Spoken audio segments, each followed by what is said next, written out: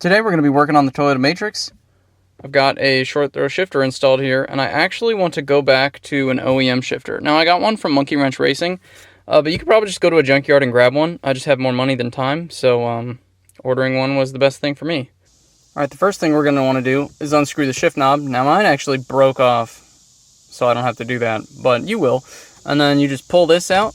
There's a screw under there you have to remove, and then just pull this panel. We're removing this screw. Put this in the cup. Use two hands and pull hard on either side of this, and it should come right out. Alright, here we can see our short throw shifter. It's very hard to get into gear. Alright, this is how you're going to get it from first and second into reverse. Ugh. So that's kind of why I don't want to use the shifter anymore. So now I got to remove the cables and then remove the bolts that hold the shifter in place.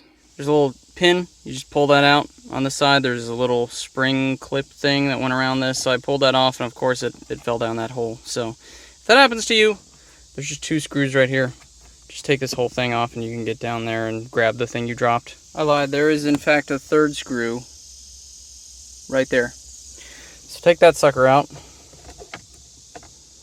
Lift up on it. That longer one is the third one. Two identical ones obviously go together up there. Don't forget that. Pull. There you go. And honestly, even if you didn't drop something, I highly recommend removing that. And I don't see the thing I dropped. Alright, I found the spring I dropped down in that hole right there. So yeah, probably don't drop this because it might be really annoying to get back out. Once you've gotten this entire bezel off, you need to get these plastic clips out. Just pull.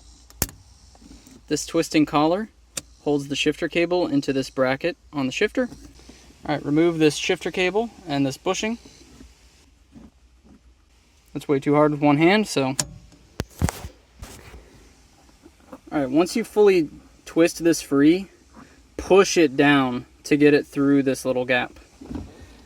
And once you have the shifter cables out and everything is detached from here, then you're just going to undo the 4 bolts that hold this in. You can see them easily on the new shifter.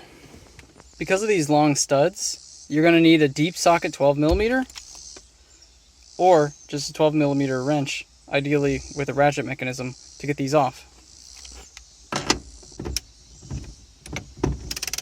Once you've gotten all 4 nuts off of these studs, out with the new and in with the old.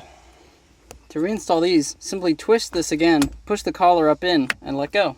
Put the plastic bushing back inside the shifter cable eye, and then insert the pin again to lock it in place. Same thing with this shifter cable. Insert this, and that's how it should look when it's reinstalled. Now,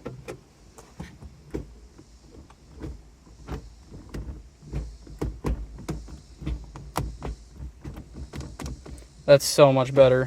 Go ahead and reinstall these little plastic clips.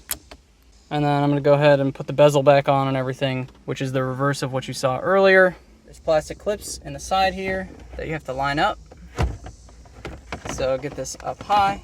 You may or may not have this wire dangling here. I think this is like possibly from the stereo or something that the previous owner converted. But it was here when I opened the car, and I'm going to put it all back together now and just pretend that's not there. So